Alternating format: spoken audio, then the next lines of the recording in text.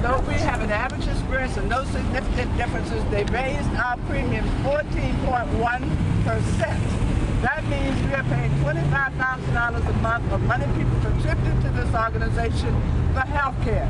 And in our last year's experience, only 65% of that amount of money went to health care claims.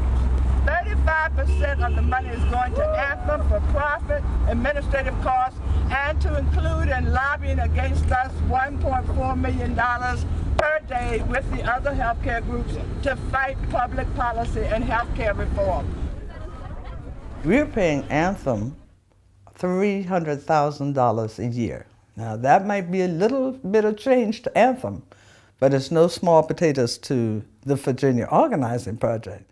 When we met with our agent about our renewals for our health insurance plan, he told us that our rates were going to go up 14.1%. And that's a lot of money. In fact, it's like the equivalent of another staff person. So I went to our board and said, they're raising us 14.1%, and I don't quite understand, because the paperwork they gave us shows that we're in the average category and we don't really have any changes, and it's the same policy, and 14.1% seems pretty steep.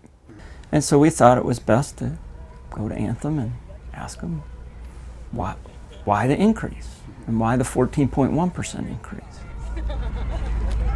Our plan was that the board members, and there were 3 board members, 2 others and myself, and Joe, the executive director, would approach the Anthem corporate headquarters and discuss our increase and ask for some of our money back. If they're going to use it for lobbying, we can put it to better use in our organization.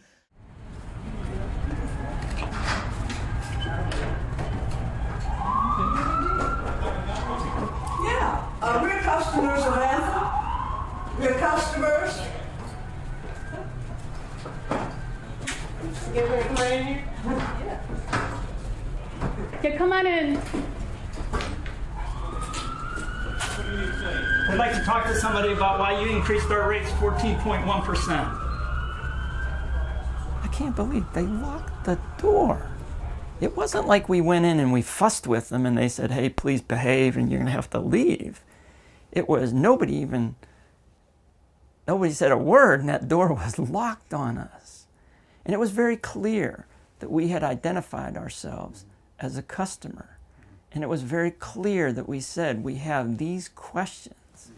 I mean, we're talking about going to Anthem at their corporate headquarters during normal business hours. It was about 11:15 on a Friday morning, and there were a lot of people coming and going. The least that you would expect is to be able to go to the receptionist desk and say, we have some questions, who do we talk to? I just want to talk to somebody, sir, we're a customer. I can't hear you. We want to talk to somebody, sir, we're just a customer. I'm figuring out what's going on. Okay, thank you, sir. A police officer came and he had a motorcycle helmet on, and they opened the door for him and they let him in.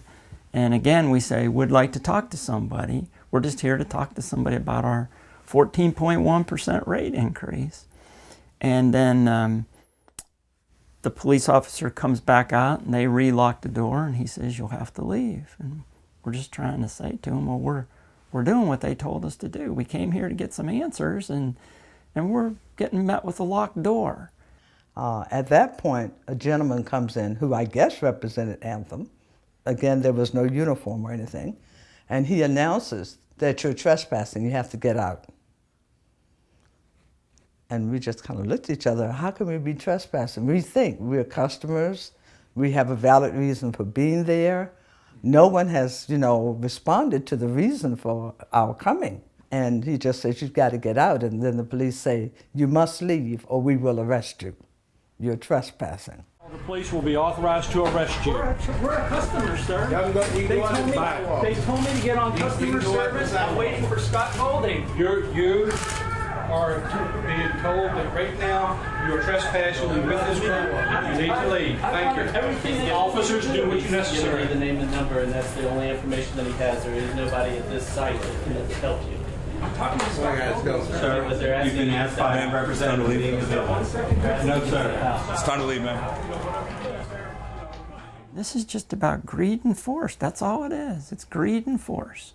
They won't even talk to us, and they call the police, and there's no discussion here. We're going to take you away and put you in handcuffs, and that's it. And we don't want to hear anymore.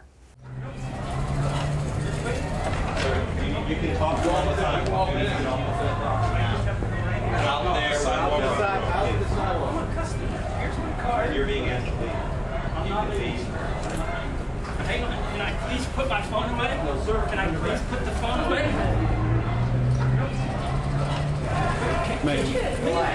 Please don't proceed. We want to straight. Okay. On your background, officer. I'm fine. And you're asked to leave.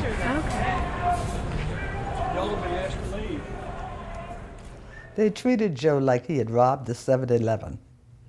I mean, he's trying to say, just let me put my phone away. You know, I was talking to customer service. They grabbed him. Really, I mean, you would think he had tried to rob the place. It was pretty awful. In reflecting back to the arrest, I'm holding a cell phone in one hand. I'm holding my Anthem card in another. I'm just asking to put my cell phone away. And it's pretty forceful, so I'm thinking like, wow. Can I please put my phone away? No, sir. Can I please put the phone away?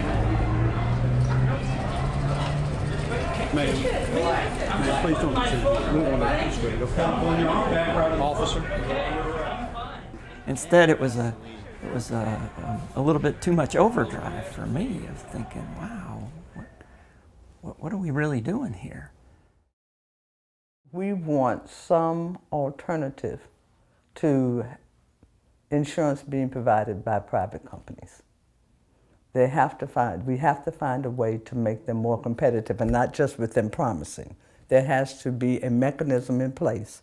And yes, we would like it to be a public health care option, but there has to be a mechanism in place to get that to happen. As long as people have no alternative and no accessibility, it's not affordable to too many people, it's going to keep happening, the same thing.